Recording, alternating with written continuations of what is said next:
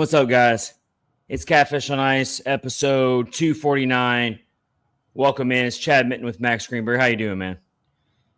I mean, besides the game that we've just seen and this whole Preds season, I guess I'm doing okay. How are you? Well, let me just say this. We are at the closest of rock bottom that I could possibly imagine to be at right now. Let me just say that. I mean, this team, with all of our expectations we had for everything we were planning on. And we also just played the wrong intro video, if that makes you feel any better. I was wondering about that. It's all off tonight. So StreamYard has a new feature where it plays like a random intro video, and we were already live, and I couldn't click out of it. So yeah, for everyone watching live on YouTube and on Facebook, we are not the Flames broadcast. We are on the Hockey Podcast Network, so we share pages with our fellow podcasters.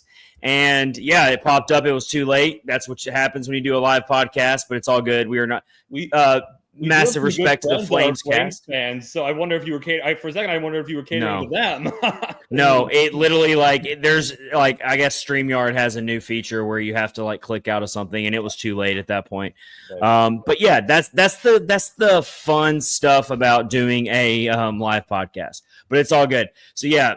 Guys, I'm calling this the emergency state of the union for the Nashville Predators. Yep. And I know, yada, yada, yada.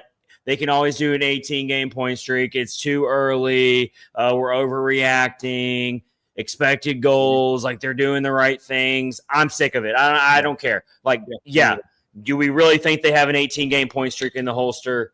I mean, yeah, anything is possible. Yeah, it's early in the season. I don't care. It's gotten to the point where even in their wins, and Max, you would agree, even in some of their wins, they didn't look great. No. And to be fair, yeah, they did all right against the Capitals. That was maybe one of those games where you feel like they did a lot of right things. But I'm sick of the excuses. The excuses have ran out. There is no excuse list for me. Yeah. This team's got to start doing it. I don't like the demeanor of this team. The comments from the head coach, Andrew Burnett, which maybe he deserves his own criticism. I'm not saying he's free of criticism. He is open season to have criticism on him as well because he is the head coach. But those comments from Andrew Burnett that we've heard, and also from Barry Trotz just recently to the flagship station of the Nashville Predators, 102.5 The Game. For a lot of you in Nashville, you've already heard these comments, but those are some pretty damning comments. Yeah, absolutely. So I'm done. I'm done with all these excuses. I'm done with, they're doing the right things. They need the right bounces. Are they really? It's really early in the season, which, yes, it is, but it's really early in the season. They can turn it around. What about last season? They started off slow. Yeah, they had an 18-game point streak. You know how unlikely that is for even the really good teams to do something like that? And with how this team's playing, they'll be lucky to get a 3-game point streak, which, yeah, they've already done it once, but that they're playing in a way that they're lucky to do that again. So much less an 18-game point streak. So it's bad. It's really bad right now. But we are going to try to bring it all together tonight. It's episode 249 of Catfish and Ice with your hosts, Chad Mitten and Max Greenberg. We've got 3 sponsors to tell you about tonight. So everyone's jumping on the Hockey Podcast Network train for the month of November, and we appreciate all of our sponsors, DraftKings, the Game Time app, and also Raycon. Those are our 3 sponsors. So we got some awesome offers to tell you about for our Catfish and Ice listeners with all 3 of those sponsors. We'll tell you about those in the middle of the episode. But let's tell you a little bit about what we're doing. So, yeah, the emergency state of the union for the Predators. What's going to go into that? Our opening face-off is going to be really breaking down what is in the mind of Barry Trotz right now. What did he mean by those comments of what was the exact words? What is the exact phrase he used, Max? Was it the rebuild process? Is that what he said is going to have to start soon? I believe that's what he said. He'll begin the rebuild process. And and this is Captain Obvious. He did say in that, obviously, Forsberg, Yossi, Stamkos, Marchessault, Shea, those guys are not going to go. Saros as well. But, he said, the rebuild process. And, yeah, Yeah, he did say that he would shake things up if things aren't going to improve. I mean, so everyone's out there saying like, "Oh, we're still early in the season, guys." So, but apparently the GM's not looking at it that way. If he's already putting out comments like that, just saying. But yeah, so we got to really talk about what that could look like. How long should he keep his patience?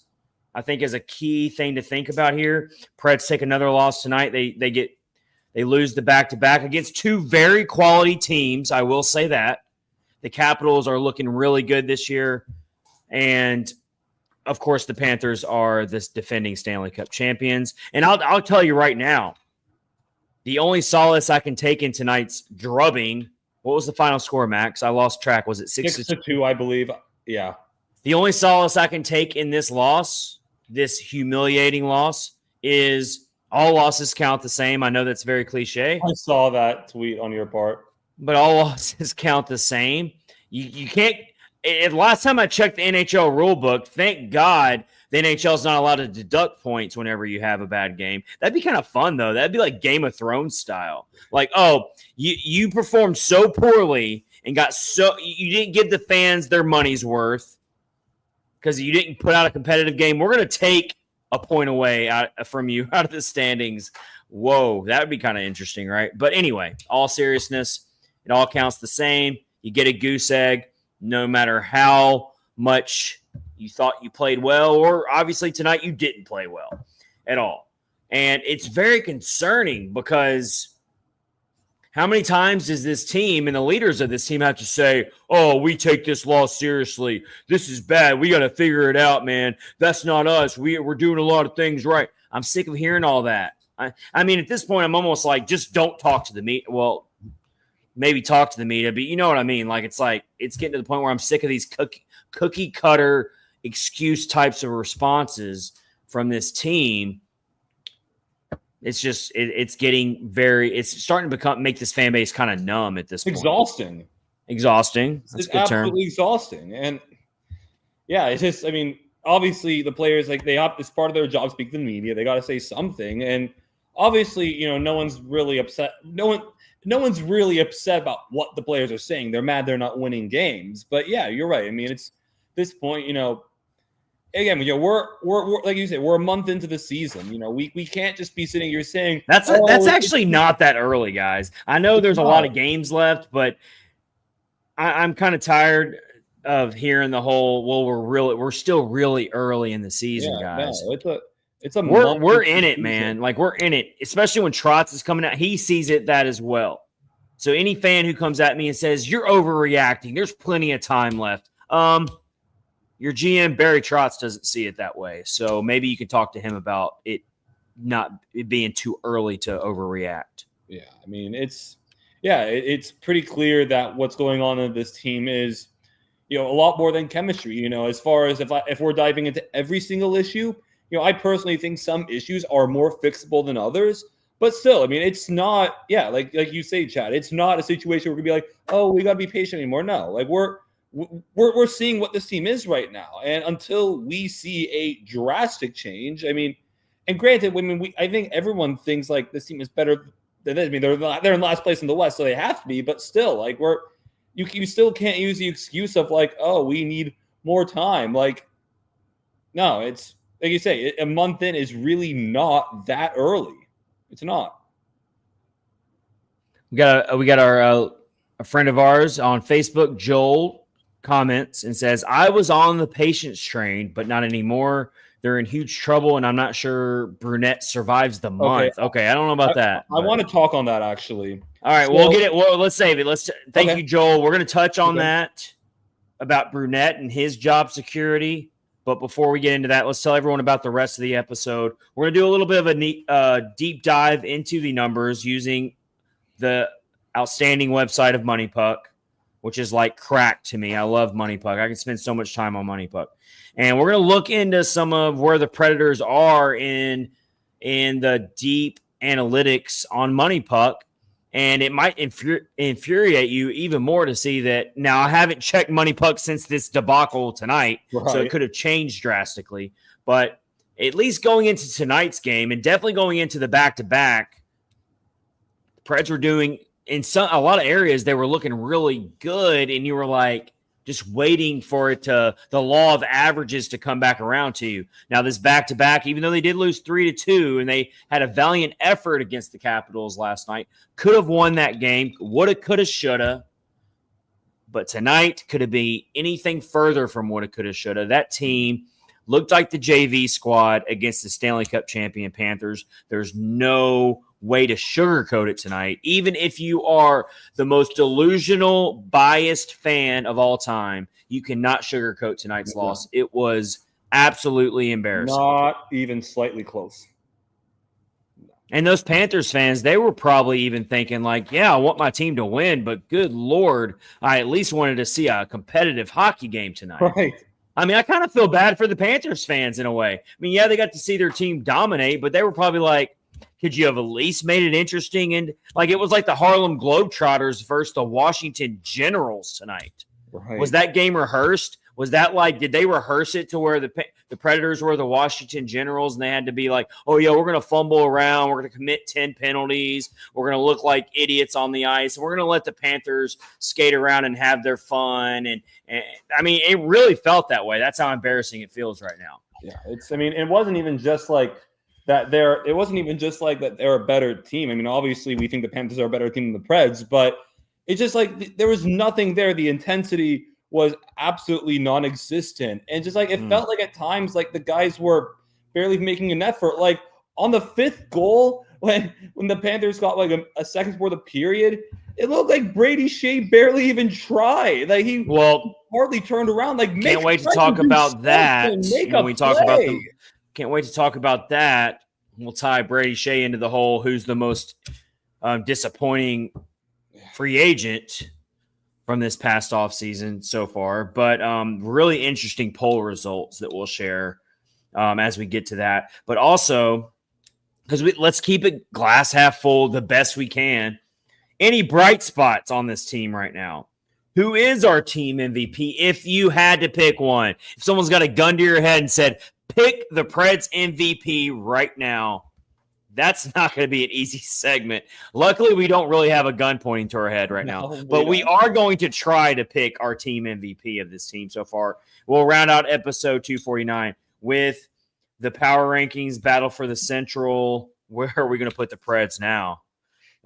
And also our clutch performers of the week. I'm just going to put the suspense on you right now. I have three answers that two of the three answers probably shouldn't even be valid answers, but I'll save that suspense for you later in this episode. And then we will have a quick, because we'll probably be at 2 hours at that point. Hopefully not, because I'm tired, but I do want to get this episode out to you.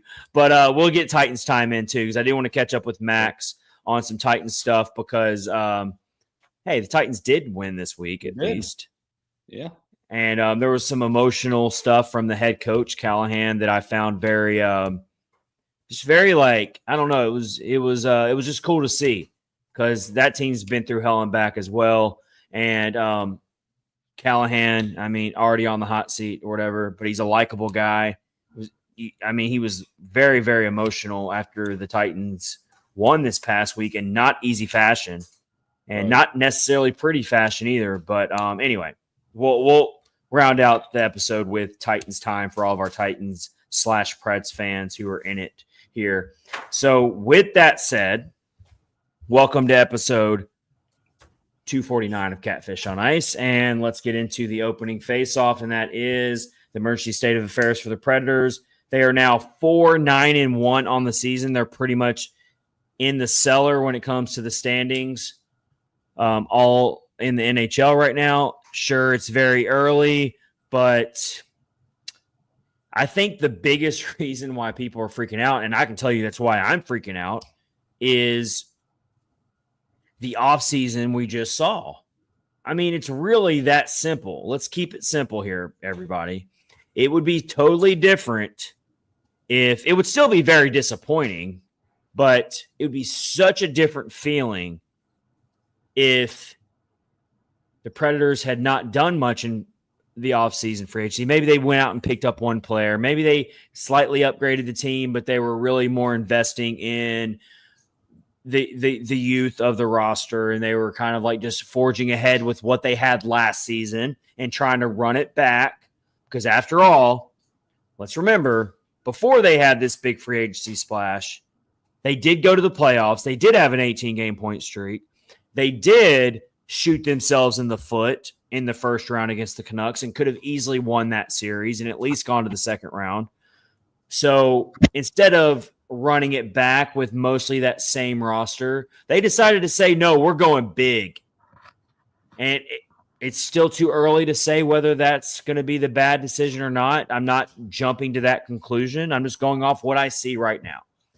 So that's why people are amplified in their disgust for this team, and they have every right to be. That's why I'm amplified in my disgust. So, Max, kind of like unpack that thought of it. As far as what you said, like the way the offseason went, amplifying the disgust that we have for this team, I'm absolutely in that same boat, with the expectations they were. And a lot of, people are already asking, was Trotz wrong to do what he did? And I think it's a pretty complicated question. Number one, and Chad and I have talked about it on this episode before, with how much cap space the Preds had this offseason, like it would have been stupid to do absolutely nothing. He absolutely had to spend money to upgrade. I think we said that, right? Yeah, we both agreed on that when it happened. Yeah, no, the Preds had to do stuff. Now, whether they should have gone more younger guys, or what we did, that's up for debate. Where I really think that this team has screwed up right now is no second line center on this roster. It's clear as day that it's not. And you pinpointed that to your credit, Max. You wrote a really good piece for Pred Lines. Yeah. Talking about that, and we didn't have Tommy Novak tonight, which we can kind of talk about the injury impacts of not having Tommy Novak and Colton Sissons. Even still when they're healthy. I already said though, I'm done with the excuses, and I'm not about to use Tommy Novak and Colton Sissons, even though they are two very important players to the team. I'm not going to use them as excuses for why they got beat 6-2 to the Panthers tonight. But yeah, go ahead. But yeah, no, I think obviously no second line center on this roster. That's definitely contributing to what's going on. Not a ton of speed on the roster between a bunch of older guys. That's definitely hurting them. Yeah. And here's also a thing here's where I am really kind of like, okay, things got to change, and Trotz might have to really do something soon. The Preds have 3 first-round picks going to next year. They got 1 million prospects who are probably all of them are not going to play. There's just no way that's going to happen.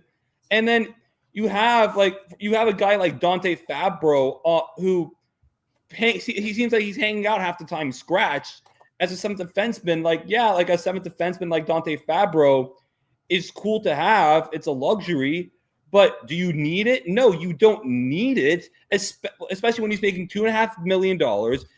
Two guys making $2.5 million are not scratched. They shouldn't be scratched that often. And you have other areas on your roster that are suffering right now. I think that aspect of the management right now, and there's still time for Trotz to make things better before the trade deadline. But I've been a big advocate for him trading some of those draft picks. We have more draft capital than we want to do. We talk about more prospects that are ever going to play, and we've clearly tried to build this roster to win now. And whether or not we think it's going to happen, there are areas on the roster right now that are suffering. So, I think and kind of going back to earlier about Trotz's rebuild comments, obviously he can't go full scorched earth after what he just did. That's not going to happen.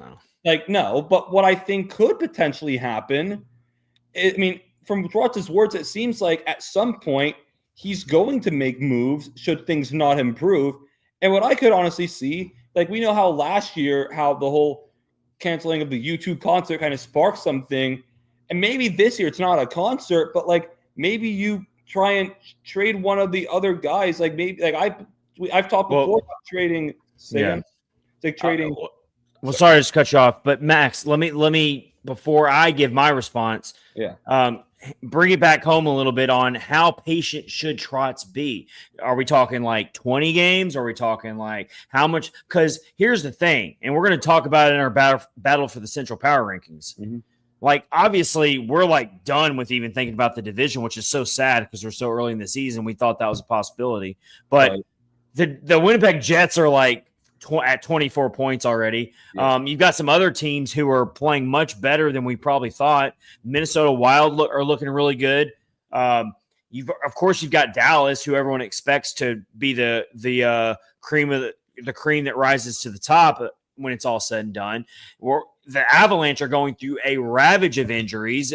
It's only a matter of time before they get healthy and they start really we expect to return back to their normal self. The Blues are playing a lot better than a lot of people thought. You got all these very middle of the road teams, Utah Hockey Club, who are, they're very average, but they still look way better than the Predators do right now, at least. And then you got, the Predators are behind the Chicago Blackhawks in the standings right now. But at least the Chicago Blackhawks have the excuse of, we're kind of where we're supposed to be right now. The Predators don't have an excuse in the world right now. They don't. That's why I'm done hearing the excuses from anybody. Yeah, as far as your question of, just how patient should Trotz be, and he actually said this, and I actually agree with how patient he should be.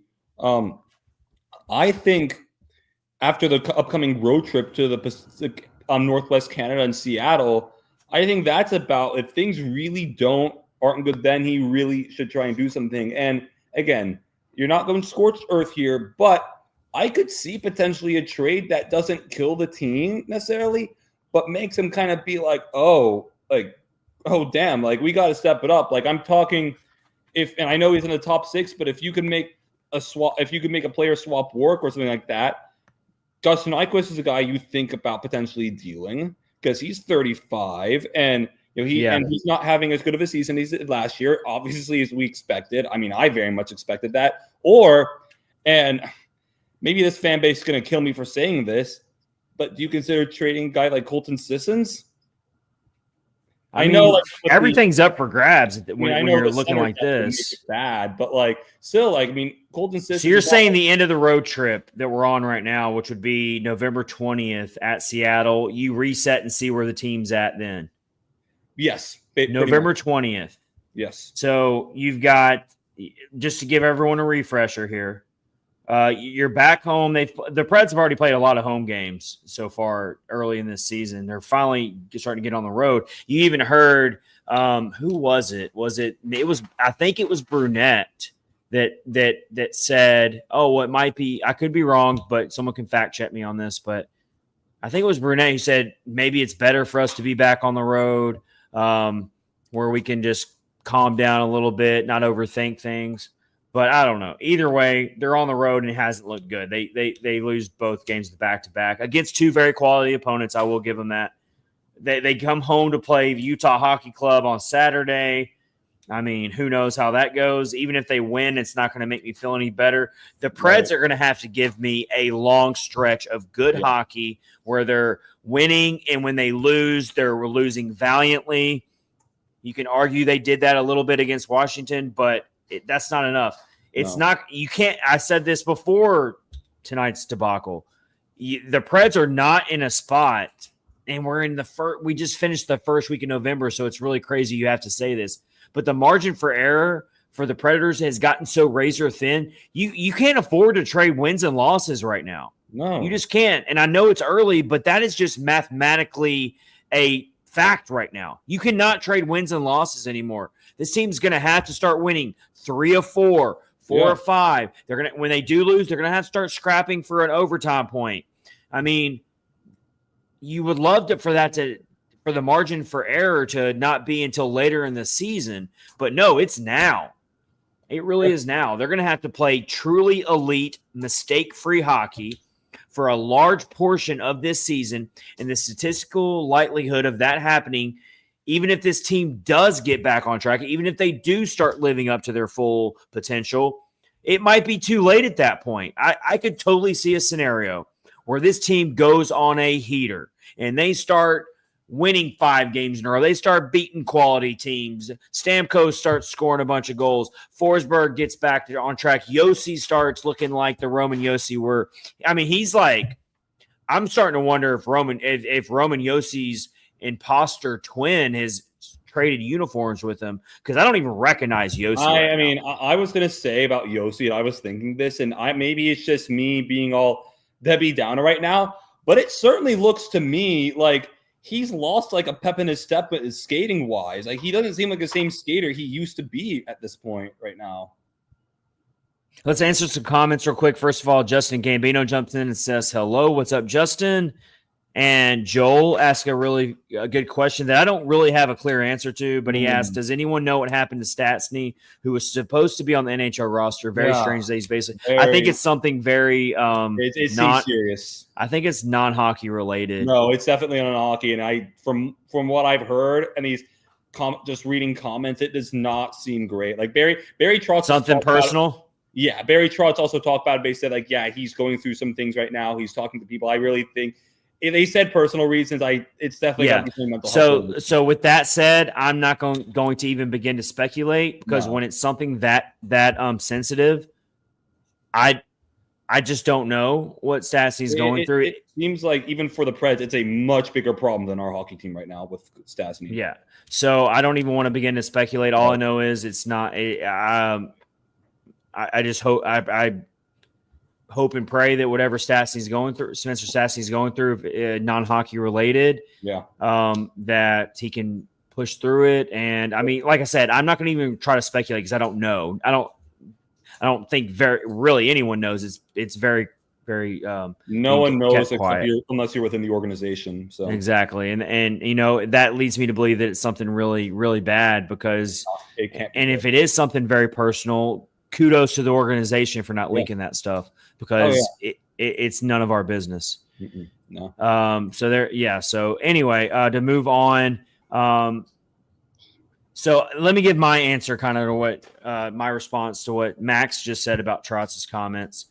I mean, he has to live with what, and you're playing Monday morning quarterback in the worst way if you're blasting Trotz for doing what he did in free agency. The only way I'll give you any like credit for blasting Trotz right now is if you have receipts that you were condemning him on the day of free agency when he was signing those players. If you can give me receipts and you can say, oh yeah, here I was right here, saying this is a bad deal to sign Stamkos. This is a bad deal to sign Marchessault. This is a bad deal to be fair, say it was a bad deal to sign Shea. I mean, I was kind of I wasn't against adding him. I didn't like the term. I didn't but still, that's the discussion. I can't give myself credit. I thought Shea was going to be more effective than he's been. But anyway, again, very early in their tenure, so they could end up hitting a hot streak and looking great, whatever. But all we can do is go off what we see right now currently. That's all we can do, and that's what we're doing right now in this episode. So, of course, there's going to be people who are saying you're overreacting, you're jumping the gun, and then a month from now, they're going to look back at this video probably and be like, oh, see, you were wrong, and I was right. And I'm like, yeah, well, it's easy when a month goes by and things happen. It's called sports. Things change. Things happen. All we're doing is reacting to what we've seen so far. But I think Trotz has to kind of live with what he did in offseason free agency. He can't. I mean, it is too early. They're stuck. It is too early. And what's really going to fix this team you're not going to do it right now. That's just not realistic. It's not realistic. It's being a little bit of a sensationalist, in my opinion, to just say, oh, yeah, he needs to rip it all apart. He needs to fire Brunette. He needs to – as much as all of these factors are to blame, and you can definitely criticize the players, definitely the veteran superstars of this team. Especially the veteran superstars. You can do all of that. You can definitely go after Brunette and question his coaching practices so far. I've already been very clear that I did not like that he's been – treating the the line combinations like a blender, not only from game to game, but from period to period. Yeah, Within a game, I didn't like it from the early point in the season. I think it sends the wrong message to your team when you're just like frantically trying to fit all these puzzle pieces together and you're not giving. And I get it. It was like fans were like, oh, he's trying to find a spark. And once he finds that spark, he'll know. I just don't think it works that way most of the time. I think you have to, especially with all these new veterans that you hoisted into the lineup who, had to acclimate to a new team. You got to let them get used to line mates. I didn't like yanking Tommy Novak from the second line center when you committed to. I'm not saying you have to fully commit, but you at least started the season saying, "Oh, you were confident in him." The comments I was reading from Brunette and stuff was, "We're confident in him. He's ready. He's going to do it." Everyone predicted Novak to be the second line center. And I'm not saying he was perfect, but the dude he scored a few goals. I didn't think he was egregious by any means. And then it's just all this shifting of that. Like now they're trying Stamkos on the top line. Like it's almost like it just reeks of desperation.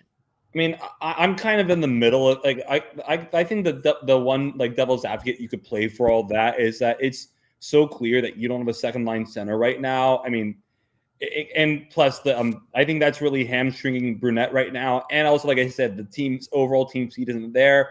So I get it. You're trying to find a solution at second line center. I think that's a big part of why he's shuffling the lines. But at the same time, if we're clear it's not really there, you got to make the best. So you got to make the best out of it. So to your point, just put a guy there that is the best option and just hope they can gain chemistry. I think that's the best way you can handle this so far. Like I get it. Why there's stuff shuffling, but at some point it's got to be toned down a little bit. You're right. Yeah, that's where I'm with it as well. And so, look, I think that it's going to be even harder now for him for Brunette to figure out how to do these lines because now it's getting even more desperation mode. And I mean, Max, like how much of the blame do you put on Andrew Brunette right now? No, I certainly don't think anyone right now is blameless. And I think, shuffling the lines and stuff. And I put a lot of the blame personally on, leadership in the players. Like, obviously you want your coach to be able to dig deep and find an answer, but also you brought in the players you brought in because of their pedigree, because of their leadership, because of their cultural prowess. Like you can't just rely on the coach to dig deep. It's your players too. They have to lead. And Trotz, from what Trotz was saying the other day, I very much think he thinks this is a player problem. A lot of it's their mentality as well. I don't think I could always be wrong, but I don't get the sense that Barry Trotz is going to fire Brunette, at least the first thing he does at all, because he spent a whole month plus in the summer he was hired to handpick Andrew Brunette as his head coach. He has the success he's had in the NHL as 2 Jack Adams finalists. He did what he did last year. And Trotz went into this year, had every reason to go into this year thinking, I have my guy at head coach. And Brunette's track record is good. So, again, I'm not, especially changing the lines, he could do a lot better. And there's other things too, but I just don't get the sense that he's going to get rid of Brunette that easily, especially when I talk about that there's areas on this roster that are plaguing this team. And here's another thing I think right now with this team. I'm kind of going on a tangent here. And this is going to sound a bit hypocritical because I talked about trading this guy in the offseason before it happened. But I really think this Preds team right now on the back end is really missing Ryan McDonough because the structure because Andrew Brunette's system is one of those things where the defense is intertwined with the offense, and it can take a while to really get that structure. And losing McDonough really put a dent in that structure. And I think it could get better over time. That's one area on the team I actually think could get better. But right now, the Preds are really missing him. So overall, again, I'm not saying now I could revisit the Brunette discussion maybe later in the year or something. I could always, but right now I just don't see it happening soon. I certainly don't think that's the first thing Trotz does. No, of course not. I don't. He's in the second year of his tenure here. He was a Jack Adams finalist last year. There's just no way he is the first domino to fall. Doubt it. There's just no way. Now, does he deserve blame for what's going on? Of Yes. course. Like Max just said, a lot of blame to go around right now. Everyone. No one person's blameless right now. Everybody. Which is going to go into a little bit later in this show when we try to find a team MVP. It's not going to be easy, but we're gonna attempt it. So let me put on the screen here the poll question that we sent out during the Preds Panthers game towards the end when the train was off the rails, so to speak. And let's find out we got a lot of responses here. So thank you to everyone who follows us on X at Catfish Ice. If you're listening and you're on X and you want to follow the podcast, it's at Catfish Ice. But let's put the poll results up right now. We asked, which newly acquired free agent are you most disappointed by so far this season? So we've got Stamkos, Marchessault, Shea, and Wedgwood. And it is a very, very split vote. I'm surprised a lot of people. I don't really count Wedgwood. I'm surprised that he got that many votes. So let me zoom in so I can get the results a little bit more. He got the most votes. 127 votes. We did share it very late in the night, but 127 votes. So let's give you the results here. Stamkos with 27.6%, Marchessault with 19.7%, Shea with 20.5%, and Wedgwood, who comes out on top, maybe recency bias because he was the one playing tonight. And he did give up 6 goals, 32.3% of the vote. So let me give you my answer to this, then Max will go. For me, it's Jonathan Marchessault, and maybe it's a little bit of a personal bias on myself because I predicted Marchessault to actually be the biggest impact free agent out of these 4.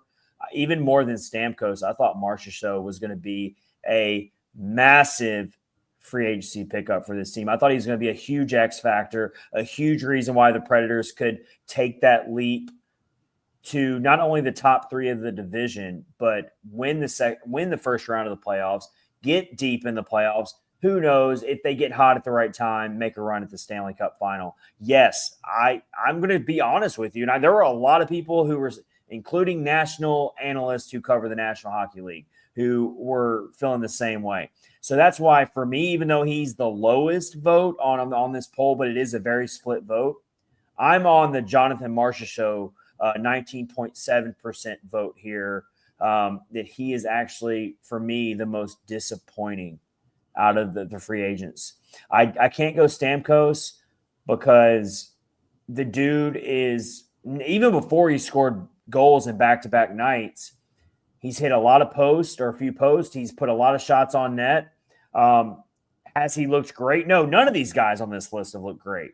So you could make an argument to vote for any of them. And we're going to look at some of the responses here. I'm going to scroll down to some of the people who responded to the poll. It's quite hilarious and also a pretty uniform answer that we got from a lot of the people who responded to this poll. I think you know where we're going with this. But you could really pick anybody. Brady Shea has been very disappointing to me as well, so I thought about picking him.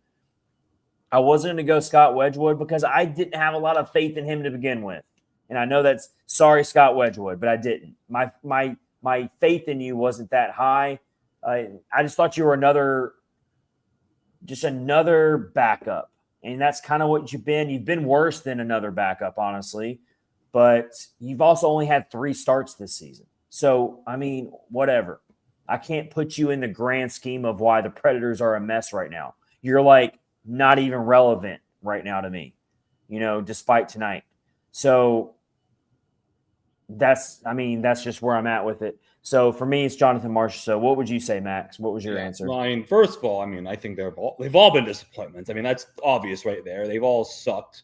Stamkos, honestly, though, it seems like in the past few games, the puck luck is kind of starting to turn around for him. He has points in 4 of the past 5 games. Some games, multiple points. So Stamkos maybe starting to turn around. Maybe that's, if I'm give a bright spot on this team right now. That might be one of them. The fact that things are starting to look around a little for Stamkos still hasn't overall done well. Anyway, though, I put my answer is Brady Shea.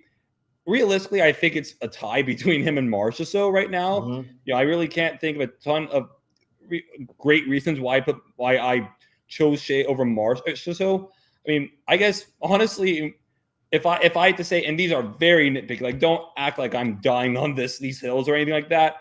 Marchessault at least had that that thrilling overtime goal against Columbus a few weeks ago when he put Damon Severson in a spin cycle. That was awesome. But overall, I mean, but it also maybe it's some recency bias because I talked early on this episode about Shea's effort on that fifth goal, like him just kind of standing there in transition. I mean, that pissed me off. That was awful. Yeah, I mean, and you got to talk about this when it comes to Brady Shea, and it's linked to Roman Josi. And I think they said it in the broadcast tonight with Willie Donick and Chris Mason, or I think that's where I heard it. The Josi Shea combo has been a disaster. Oh, good. They've been on the ice for so many goals given up. Josi has 1 goal in the season. I don't think he'd scored yet.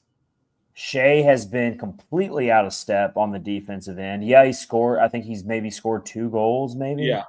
But defensively speaking, he has not looked like a quality $7 million a year defenseman. Not even close. I mean, it's just the eye test and what I've seen. It's been bad. I'm still going Marchessault. He and here's why. He looks so just pissed off right now. And so I do appreciate that he's giving us that raw emotion that lets me know that he does care. And I think all these players care. I'm not going to that degree that none of these players care what's happening. But Marchessault in particular is very animated. You can tell that it is eating at him right now.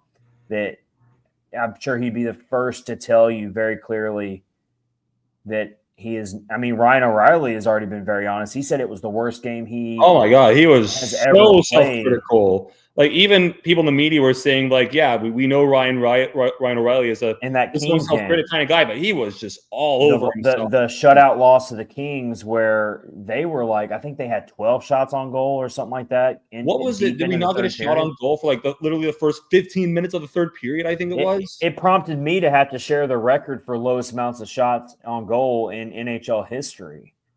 And I mean, the Predators were already a little past that at that point, but not by much. I'll try to scroll back and get that exact list, but they were not. Here's the quote from Barry Trotz, by the way, just so I can have the exact quote that he told 102.5 the game. Before, this was when they were 4-7-1. Now they're 4-9-1, so 2 more losses since he made these comments. He said, if we don't get it going, then I'm going to start our rebuild plan. That was actually what he said. So let me get back to – okay, so here was this. This was during the Kings game. I shared – so the Predators had 13 shots on goal against the Kings with 4 minutes and 7 seconds left in regulation. They ended up getting some shots on goal later on in the desperation attempt to come back. But their fewest in franchise history is 9 shots on goal, going all the way back to 2001, January of 2001. The fewest shots on goal, this is kind of funny, in a game in franchise history or in NHL history is held by the New York Rangers. Max, you want to take a guess on how many shots on goal they had in that game? This is from 1958. I'm going to say 7. 0. Oh, my God. It's from StatMuse. It's a very trustworthy stat when it comes to this kind of stuff. The New York Rangers had 0 shots on goal in 1958. Next up is the Capitals with 7. That was in 1978.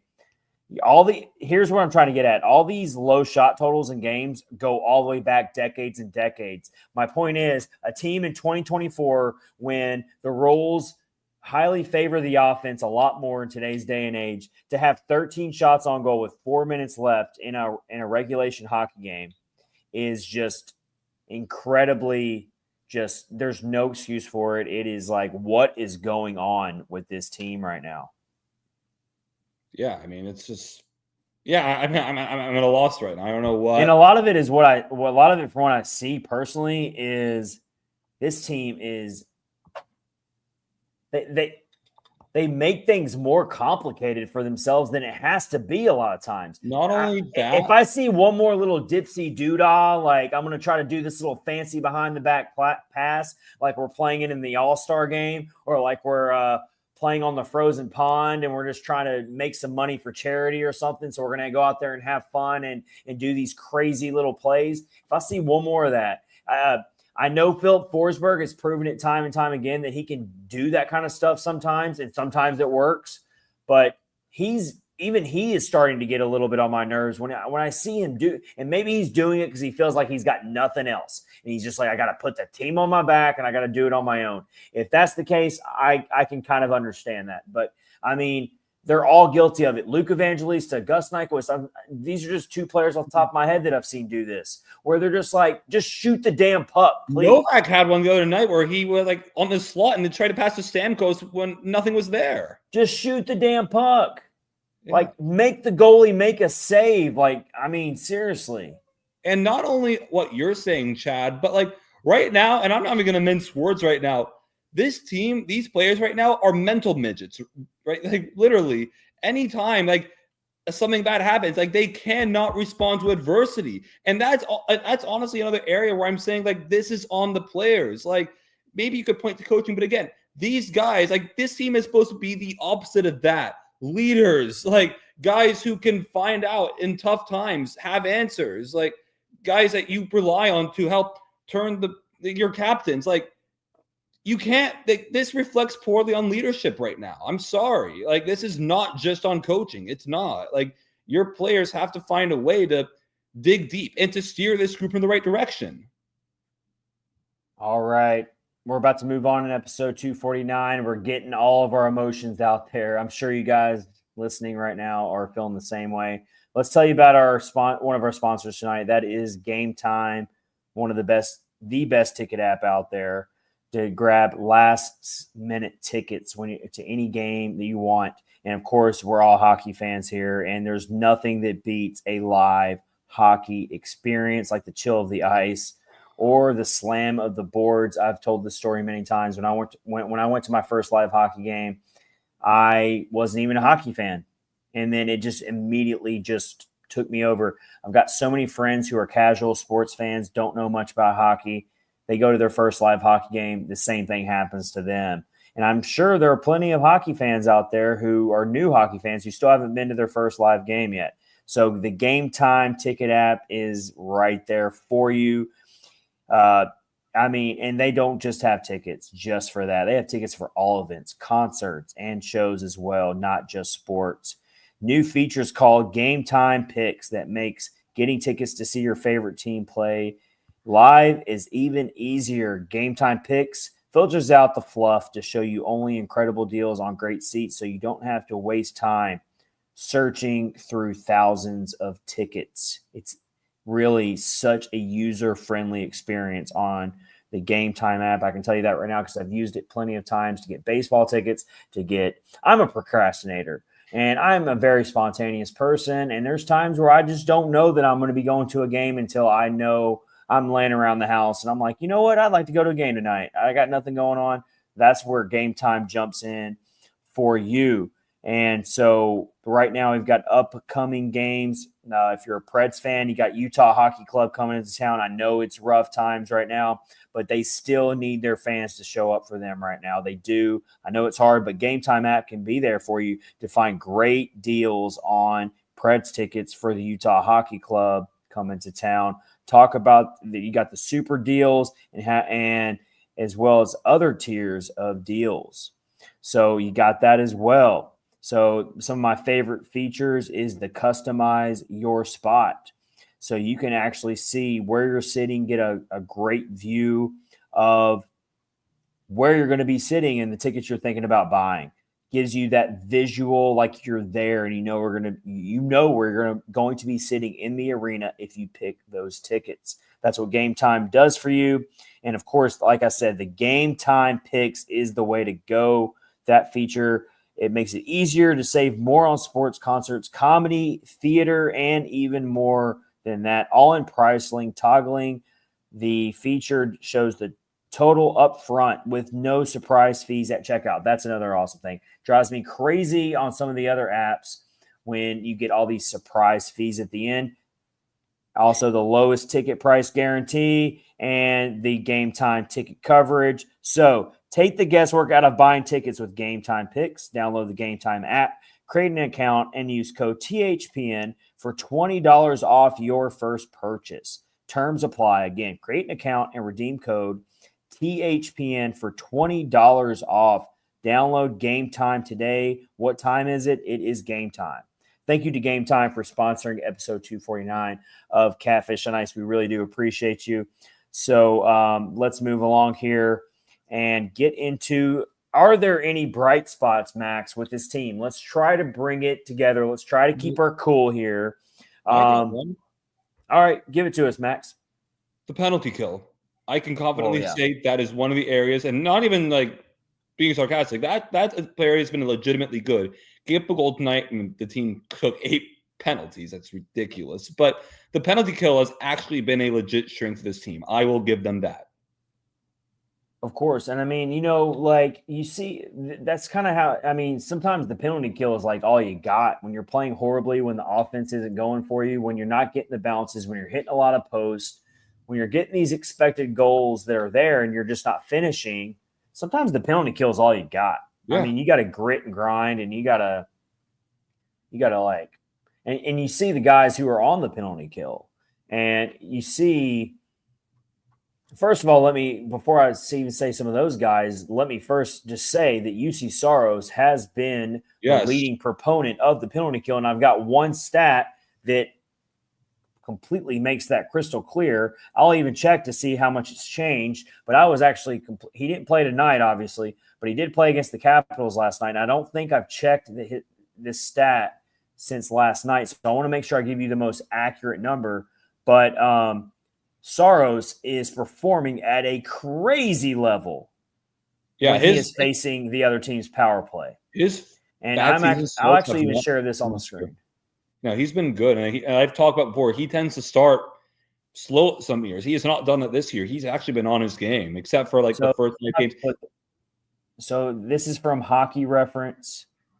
It looks at, you can look at really deep dive hockey stats when it comes to certain things you want to really get into. And one of the things I wanted to see, because the eye test was already telling me this, that Saros was looking really good when he's facing the other team's power play. But I wanted to see if I could find the actual number, and I actually did, thanks to Hockey Reference. So check this out, everybody. There's his advanced stats in his entire career. The number we're looking at there is his power play numbers. And he has faced 50 shots. He's given up 2 goals against the other team's power play for a .960 save percentage, everybody. Wow, that's insane. Save percentage when he's facing. I know it's only 50 shots. I know it's only 50 shots. I know that as the season goes on, that 9.6 save percentage is definitely going to come down a little bit. He's probably not going to stay at that insanely high of a number. But just look at that. Yeah. He's given up 2 goals on 50 shots faced while facing the other team's power play. So if you want to talk about the Preds penalty kill being so good, you better talk about my man UC Saros. That's all I'm going to say. But they also have been good too. Like they've the penalty killers, the skaters have also done well to kill penalties too. It's been a complete effort from there. So I don't want to take credit away from Alexander Carrier. He sticks out all the time on the penalty kill in terms of one of the things Carrier, there's 2 good things that Carrier is good at when he's on the penalty kill. He knows how to dissect plays and see them before they happen. Yes. I've seen him get into passing lanes where you'll see the backdoor guy be on the other side. And it's like open net. It's like if the guy gets that shot off, it's going to be an open net for him to score. And Carrier is always there to block up that backdoor pass. He's also very good at blocking shots. And then, of course, we always have to give love to Cole Smith for always pressuring the puck carrier who wants to get out of the zone and do the breakout. So I'll get, that's no secret. We've known that about Cole Smith for a long time. And then we don't know exactly how long Colton Sissons is going to be out for, but let me tell you, if it's for any extended amount of time, the penalty kill is going to take a hit. I don't know he will. He was on the ice from up tonight. Like they thought he might play in this game, and they say he's day to day. I was worried. That's good to know. I wasn't sure exactly. It doesn't look so bad for him. So, but he is very important to the penalty kill. We can all agree to that. Yeah, and maybe he's just playing through stuff. Either way, we agree. Colton Sissons is a warrior. Yeah, and he has been off to a rough start. He's not producing any offense. I'm not saying he's ever been a super big offensive weapon. But, I mean, he's been non-existent, and we need him to at least chip in a little bit of offense every now and then. He hasn't chipped in much of anything. I think he's got one goal. So, I mean, there you have it there. But I just wanted to share that stat from Saros. So when you're going to give me bright spots, and I'm not going to even go as far to say that Saros has been as great as he could be. I'm not saying he's been perfect by any means, but – I still think he's been a bright spot. I think their record could be even worse if it wasn't for Saros. So that the penalty kill, of course. I think the power play is slowly coming along. Yeah, I would agree. So I would say that special teams is actually not even what we're worried about, believe it or not. It's 5-on-5. Yes. Team is a mess at 5-on-5. And that's being kind. Being very kind.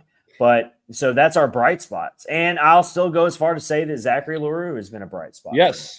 Yeah. Yeah. He is chomping at the bits to score that first goal. You can just tell he's getting closer and closer and closer. He hit the post. Yeah, I was going to say he hit the post as well. Yeah. I love his aggressive nature. It's only a matter of time before it starts clicking. I like that I will say I'm very happy that Andrew Burnett and Barry Trotz have chosen to keep him up, even though this team's going through the struggles. I think they need to keep Zachary Leroux up there. I'll say it again. We keep thinking like, oh, it's only a matter of time before he gets sent back to Milwaukee. I don't know, man. That shit might be sailed. I think he might be up here to stay. Yeah, he could be. And also even better about him, and maybe this is the biggest reason of all to keep in the NHL. I mean, we've talked about, his, aggressiveness, but also that ties into his lack of discipline. But his composure has been great so far. Did you see Max again?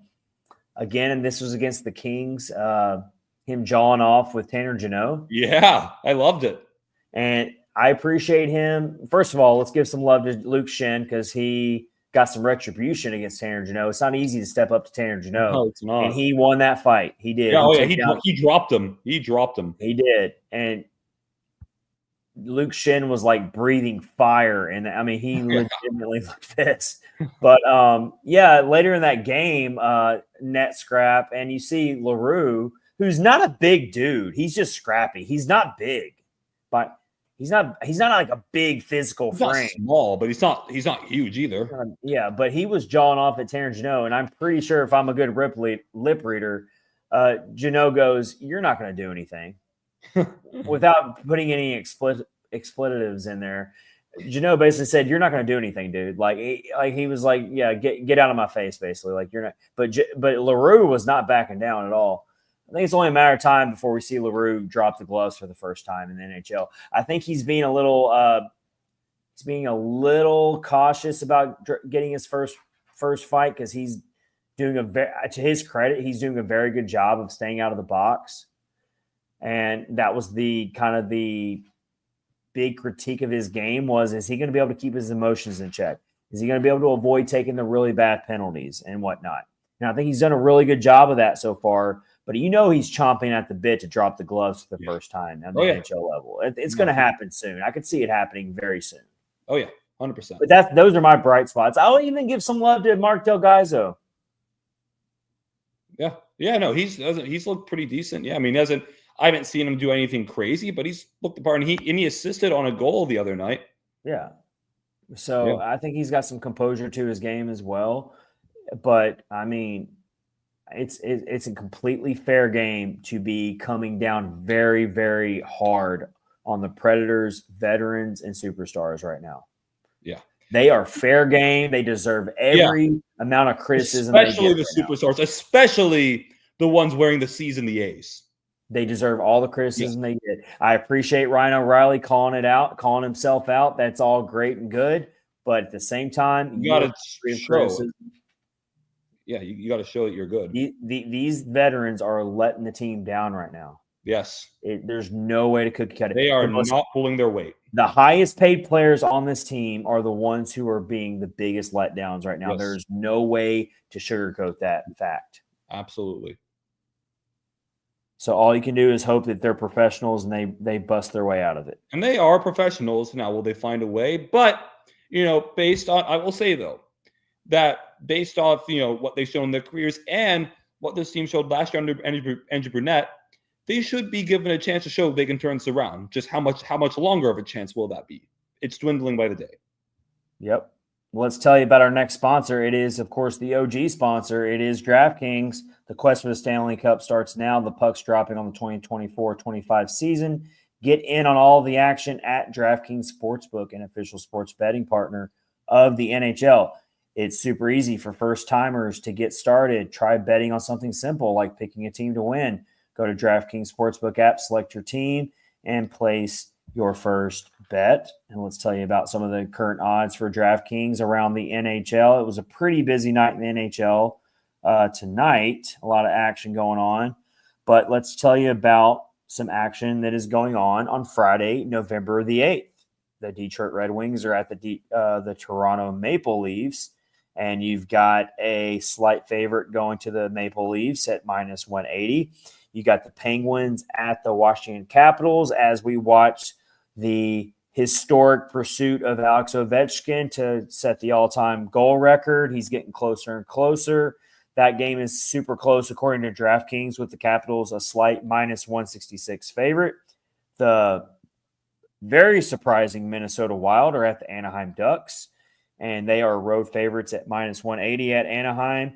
And the Vegas Golden Knights round out your Friday night NHL action at the Seattle Kraken. That is a very close matchup according to DraftKings, with the Golden Knights slight favorites at minus 142 as the road favorites at Seattle. So that's your Friday night slate, folks. If you want to download the DraftKings Sportsbook app and use our promo code THPN. And if you're new to DraftKings, listen up. New customers bet $5 to get 200 instantly in bonus bets. Download the DraftKings Sportsbook app now and use code THPN. That's code THPN for new customers. Get 200 in bonus bets when you bet just $5. Only on DraftKings. The crown is yours. Gambling problem? Call 1-800-GAMBLER in New York. Call 877-8-HOPENY or text HOPENY. That's 467-369. In Connecticut, help is available for problem gambling. Call 888-789-7777 or visit ccpg.org. Please play responsibly. On behalf of Boot Hill Casino and Resort in Kansas, 21 plus age and eligibility varies by jurisdiction. Void in Ontario. Bonus bets expire 168 hours after issuance. For additional terms and responsible gaming resources, see dkng.co/ice. Copyright NHL 2024, all rights reserved. So the NHL season is well in play here. And even though the Preds are in the struggle bus right now, let's also look at what's going on in the Central Division with our battle for the Central Power Rankings. Max, you ready for it? Yeah, I'm ready. I'm going to put it on the screen. We'll see if you want to tweak my power rankings at all. Our last power rankings list was at the end of October, the last episode. So now we've got a new list. Let's see how much our list has changed. I've got where we had our rankings last week next to the team for our YouTube viewers and Facebook viewers, so we can compare how much teams have changed from our last rankings. And they have changed a little bit. Let's get it on the screen here for our YouTube and Facebook viewers. Battle for the Central 2024-25 in actually beginning of November. I got to change the headline there. But this is the beginning of November after the first week. I have moved the Winnipeg Jets up to number one. I can deny it no longer. Yep. I can't be a naysayer any longer. It would be a total personal bias against that team if I did not put them number one this week. Winnipeg Jets 12-1-0, building themselves a very healthy, padded lead in the Central Division for first place right now with 24 points. I had him ranked number 2 last week. Got him number 1 now. I mean, what else can you say? This team is just cooking with gas right now, Max. Yeah, I know. They're absolutely on fire. And yeah, there's no way you can't have number 1. All right, so they're proving to be another really good regular season team. The question with the Winnipeg Jets will always be, can they do it in the playoffs? But that doesn't matter right now because they are jumping way ahead of the pack.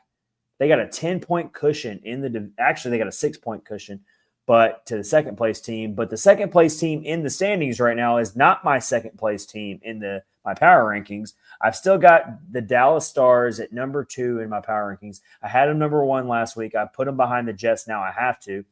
But they're 7-4-0. They're kind of meandering along. But I still think that as the season wears on, the talent will overcome and they will eventually push the Winnipeg Jets to win the division. But 10-point cushion, even this early in the season, is pretty tough to overcome. But I do think that the division race will tighten up as the season rolls on. But I got them number 2 right now in my power rankings. I got the Minnesota Wild at number 3. They are currently second in the standings right now. But I got the Wild at number 3. I had them number 3 last week as well. They're 8-2-2 on the season with 18 points. This was before the games tonight, by the way. So this has changed a little bit. I did my rankings before Thursday night's games. Just keep that in mind. Sorry. Are you finishing? No, go ahead, Max. No, I was going to say I switched the Wild and Stars. The Wild look hot right now, and a lot of what I've done was judging these teams based on their streaks in the last 10 games. Yeah. But yeah, I flip-flop the Wild and Stars. So the Stars are kind of just in there right now. They're still a good team, but the Wild are a little hotter right now. They are. You're right. And the Wild are arguably for me anyway, they're a really big surprise for me. I saw a lot of preseason predictions that had the Minnesota Wild down at number 7, as far down as number 7. They didn't have a lot of preseason hype at all. But right now they are proving a lot of people wrong, including myself. So I have to eat some crow here that they have been a surprise to me. Their roster did not impress me at all on paper. They didn't do much in the offseason, but I got to give them credit where credit's due. They're looking really good right now. So they're at 18 points total. Got them number 3. I got the Avalanche, even with their 6-7-0 record, all the way up at number 4 in my power rankings. It's because they're dealing with so many injuries. And when this team gets up full strength, they're going to be good. They're going to make up ground. And I know the Predators did beat them recently. Yeah, you should be demoted if you lose to the Preds. But I do my power rankings differently sometimes. I try to do my future outlook as well. And you can disagree with me on how I do mine, but that's just how I do mine. Yeah. And so for me, I look at the overall body of work and not just their current record. I look at a lot of other factors that are going on. The Avalanche are not anywhere close to full strength on paper. That's true. And they're still hanging around. So in terms of they're just 2 points behind the Dallas Stars. They're 6 points behind the Minnesota Wild. And I also look at it in a hypothetical situation. If we do a 7-game series, who's winning a 7-game series between the Avalanche and the Minnesota Wild? I don't know. I think it'd be close. If they had to play right now, it would still be a really close series. I got the St. Louis Blues at number 5 in my power rankings. They were number 5 last week as well. They're 7-6-0, a very run-of-the-mill, ordinary team right now. They're not impressive, but they're not bad. And I still don't know what to think about the St. Louis Blues. I don't have a clear-cut answer on who they are. I don't know who they are. I flipped Colorado and St. Louis, and I get what you're saying about Colorado. I didn't knock them farther than number 5, but I still put a little more emphasis on right now than you do. So that's why I flip-flopped St. Louis and Colorado. Fair. I got Utah Hockey Club at number 6. I moved them up a spot from last week from number 7. Utah Hockey Club, formerly the Arizona Coyotes, but still a lot of the same players. They are 5-5-3 on the season with 13 points. Put them at number 6. That's who the Predators get next at home. I did not put the Predators at dead last, but again, I did these rankings before tonight's game against the Panthers. But I'm still going to put him at number 7. And the only reason why I don't put him in last place behind the Blackhawks is they did beat the Blackhawks head-to-head. And that does count for something. That's fair. My 6, 7, and 8 were a little different than you. I actually put Chicago at number 6. I put Utah at number 7. In the last 10 games, they've only won 2 of them. I noticed that as well. That's not playing good hockey. And maybe it's just me being present moment biased. And unlike you, I did my rankings pretty much after the games were played, or at least during the Preds game. I got Preds at last. I thought about it. Yeah, I did. I put them at last. These past 3 games. I mean, again, like I say, this team right now cannot play with adversity right now. They just can't find a way to do it. I still think they're a better team head to head in a 7-game series. They're better than the Blackhawks. Most likely, but even again, with how they're playing right now. But right now, I mean, power rankings for me is, again, everyone does these differently, and Chad, you and I clearly have different ways to do it. But again, I put most of the emphasis on what's going on right now, and right now the Preds. Well, they look like no matter how you slice it, me and you are not that far apart. The not. Predators are down in the dumps in a really bad way right now. Yeah, they're not good. Let's jump into our clutch performers now. Let's move along here. My answer is very simple. I've only got agree with you. One of my 3 clutch performers is actually a human being that plays on the ice, that actually suits up, puts on skates, and actually plays in the game. My clutch performers, my number 1 clutch performer of the week is the Post. And I know we're done with excuses, but we have to call it like we see it. The Post is coming up clutch to keep the Predators from scoring this week. Yeah. I mean, if I see one more, oh my God, it's the Post. No offense to Willie Donick, but that's what he does every time, and it drives me crazy. Reaction to him. But so I'm going to say the Post is one of our clutch performers of the week. I'm going to say that UC Saros is a clutch performer because I already put a lot of I put some numbers out there that already backs that up. He is very far down the list of the problems of this team right now. Is he a minor problem maybe in some scenarios where he's maybe looked a little not as comfortable as he should in the crease? Maybe.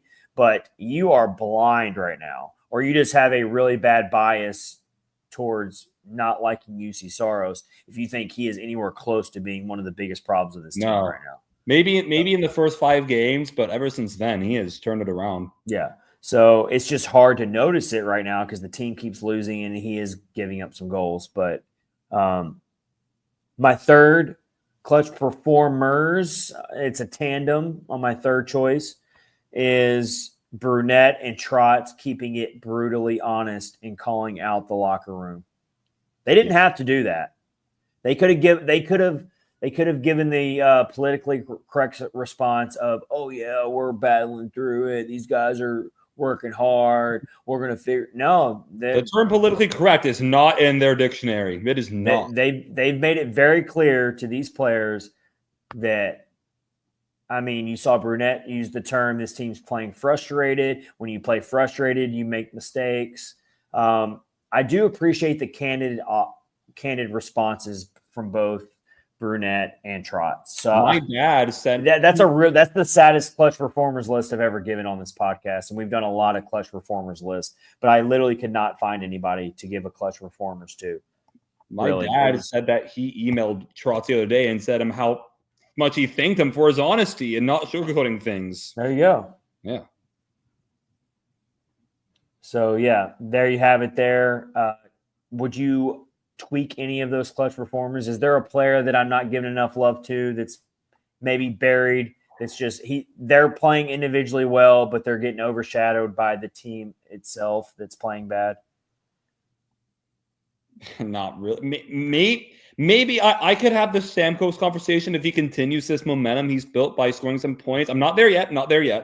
I can't even bring up tonight's goal because they're already down 4-0 when it happened. Now, it did come in the second period, and I did send out a tweet when it happened thinking, okay, I was kind of joking a little bit, but in reality, the comeback could have at least attempted to happen at that point because we were still in the second period. Yeah. There was like 6 minutes left, so They can get another one. If they can make it 4-2, then you go into the third period, maybe. But maybe against another team, a weaker opponent, maybe you could have thought it was possible, but not against the Panthers. They're too good of a team. Yeah. You fall behind 4-0, it's over. It's a wrap. So Stamkos makes it 4-1 there. He does have goals in back-to-back nights, which is, it's good to see. He's got 4 goals on the season. I think that's second on the team behind Forsberg now. Yeah. Well, I'm just speaking facts right now, Max. No, I know not at you. I'm just saying that's bad for the team. I know. That was not directed at you. But I still can't pick him as a clutch performer. We're not picking the 3 best players that have played this week. No, you're right. We're picking who's playing the most clutch. No one is playing clutch other than UC Saros. Yeah. No, not at all. Maybe the penalty kill, but that's really the only one I'd really. We got to pick one player though in this regard. Necessary. You know, if you want to go penalty kill, maybe Alexander Carey. Again, I'll say it's UC Saros. He is the main proponent of the penalty kill playing as well. Yeah, absolutely. So that was a tough. That was not fun to do that clutch performers list. But all right, we got to give our love back to an old sponsor that is back with us for this month, and that is Raycon. Raycon does all the wireless technology out there for you. They got the Black Friday, Cyber Monday sale coming up later in November once we get closer to Thanksgiving. With Raycon, you can get an amazing deal on premium audio every day of the year, but that doesn't mean they're not having any sales for Black Friday, Cyber Monday. Far from it. They're actually doubling down on their amazing value by offering viewers up to 30% site-wide. So that's just something I can appreciate every day is Raycon's everyday earbuds, especially if you haven't checked out their latest model, which includes plenty of new features that make them even more of a must-have for any audio lover. For example, they now feature a 32-hour battery life and multi-point connectivity that lets you pair with 2 devices at once. All the technology there for you. Extremely comfortable earbuds as well. Raycon's everyday earbuds also come with active noise cancellation. It's a feature that's a must-have for myself on long flights, and also can be difficult to find an accessible price point until now, because that's another thing. Although Raycon's quality rivals some of the biggest names in premium audio, Raycons start off way more affordable, starts at just half the price as the other guys. So they're already an incredible deal, even before you factor in the deal you're going to get on top of that with Black Friday, Cyber Monday. So if you're already doing the early Christmas shopping out there, you got to stay ahead of the game. If you got a lot of Christmas gifts to buy this year, you've got to stay ahead of the game. And everyone can use some quality earbuds. Everyone. That fits everybody. Everyone wants the earbuds these days. So that's what you got there. So 30% off plus your Black Friday, Cyber Monday sales. Raycon's everyday earbuds are also available in a variety of vibrant colors, so you can personalize it for yourself, so you don't have to just have the standard issue white or black earbuds sticking out of your ears. So my favorite is always, let's go Preds colors, people. Come on now. Let's get some awesome royal blue or some gold or something like that. That's what I would go with. Now's the perfect time to scoop them up if you haven't already. And don't worry, if you're not as impressed as I am, Raycon offers a 30-day happiness guarantee, so you really can't lose. It's time to save big for Black Friday and Cyber Monday. Go to buyraycon.com/THPN today to get up to 30% off site-wide. That's right. You'll get up to 30% off everything on Raycon's website. And they don't just do earbuds. They do other audio technology as well. So yes, everything on Raycon's website. When you go to buyraycon.com/THPN for the month of November. Thank you to Raycon. Thank you to Game Time. And thank you to DraftKings. We got 3 amazing promo codes and offers to our sponsors tonight. Hit up all 3 of them to our Catfish on Ice listeners. All right, Max, we're done with the hockey talk for now tonight. Let's get into Titans time real quick. The train of sadness continues tonight for Nashville. professional sports teams. All we got is Vanderbilt football. Who would have thought, right? Max? Yeah, Vandy's not the same old Vandy this year. Hey, a lot of listeners who've been listening for a while know that I am a lifelong Vanderbilt fan. Well, you're bowl eligible. I went to the Vanderbilt Notre Dame game in 1996. I was 8 years old, and I was a fan ever since. Notre Dame was ranked, I believe, top 10. Vanderbilt was the same old Vanderbilt. And I remember getting really good seats and just choosing to cheer for Vanderbilt. I don't know why, but I did. It actually was like a really close game. They almost pulled off the upset. And ever since then, I've always been a Vanderbilt fan. People always ask me, why would you be a fan of Vanderbilt? Why would you subject yourself to that kind of pain and torture? Why wouldn't you just go with the Tennessee Vols like every other person in Tennessee does? Or why wouldn't you go against the cuff and cheer for Alabama who wins all? It's like, no, I just, it's in me. It's literally in my blood. I'm a Vanderbilt fan. I can't help it. So I could have never imagined in a million years that with the Predators and the Titans playing at the same time, that Vanderbilt football would be my only hope in fall sports right now. But They are. They're 6-3. Every game they've played has been competitive. They barely lost to number 1 Texas at home. They beat Alabama, number 1. They beat Auburn this past week. They went to double overtime to lose to Missouri. I mean, every SEC game they've played this year has been competitive. And they get to play South Carolina this week. They're bowl eligible. So, yeah, I'm elated. I just wish that all my teams could be good at the same time. Is that so much to ask? But the Titans did just win. Yeah. They beat the Patriots. So, Max, in our Titans time segment, here's kind of how I want you to discuss this team. Sure. First, I want you to talk about how important for the emotional psyche was that win over the Patriots. Huge. And what is the roadmap for this team the rest of the season? What do you want to see them accomplish? What are we looking for here? It's not an overwhelmingly impressive draft class. So I don't even think this team should tank. I think they should just keep developing and showing us signs that they're improving. But what do you see for this team the rest of the way? Yeah, I don't really care about what this team's record ends up being. I don't care where they pick in the draft. I just want to see some improvement, just some signs of life, especially on offense, because we know that's why we brought Brian Callahan in. I want to just see, some signs of cohesiveness along the road. And, like you said, I guess that win against New England, even though it was a bad team against another bad team in ugly fashion, it was super important to get that win, just to have something to celebrate about. Like, it's literally that simple. You talked about a little bit ago, Brian Callahan in the press conference, barely able to getting choked up when talking. It's so important to these guys. Continually really cool. Losing, it wears on you. It drains you completely. It's doing it.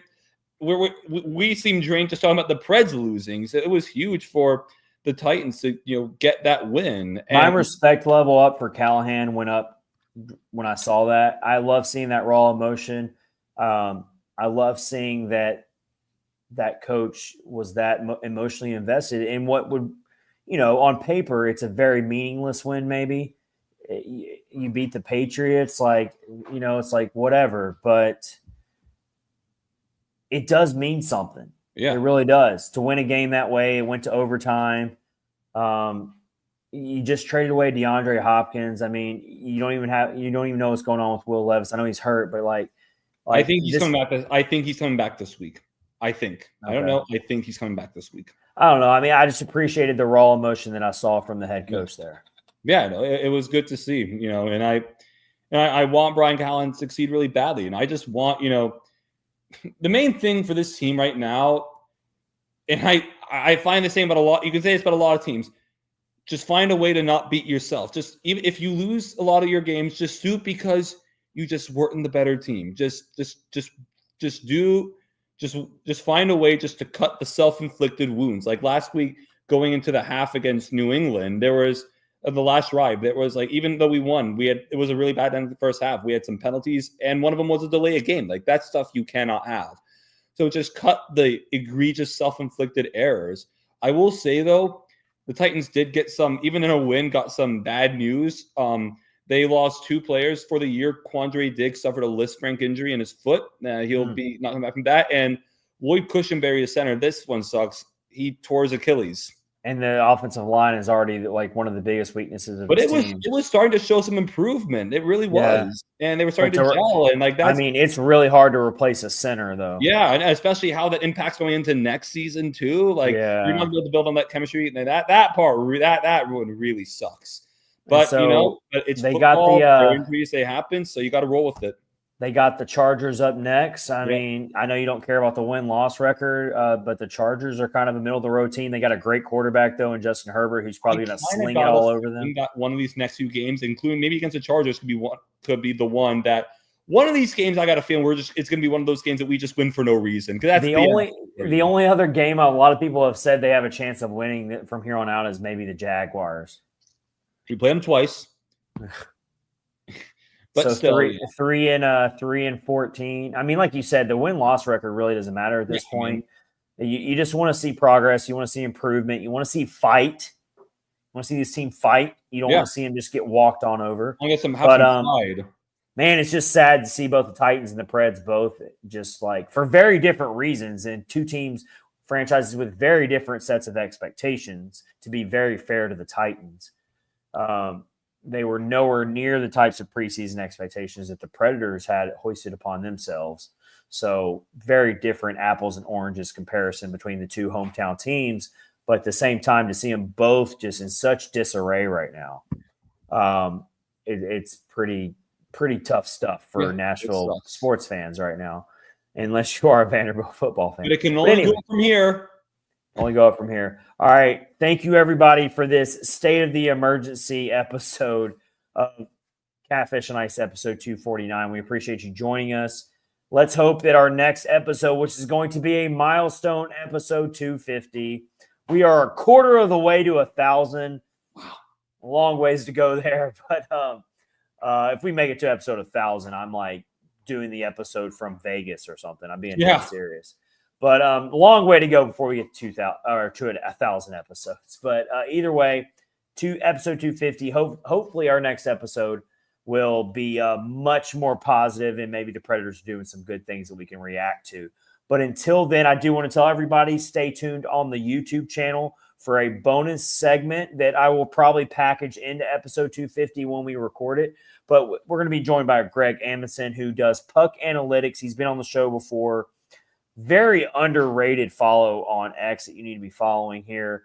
But Greg does a great job really doing his standings projections, does his individual player analytics, really looks at what each player is doing. I'm going to pick his brain on what's going on with the Predators, what is plaguing this team. Also going to pick his brain on he has a lot of thoughts on this team building that the Predators have done. And I really want to figure out how he feels about that. Also watch myself. So that will be uploaded on the Catfish and Ice YouTube channel tomorrow afternoon on Friday. So stay tuned for that. If you're following on YouTube, hit subscribe, please, so you can watch that awesome content. Until then, thank you everyone for listening. It's been Chad Minton and Max Greenberg, your hosts of Catfish and Ice, part of the Hockey Podcast Network. And, of course, we are sponsored by DraftKings, Game Time, and Raycon. Take care, everybody. Have a great night. See you guys.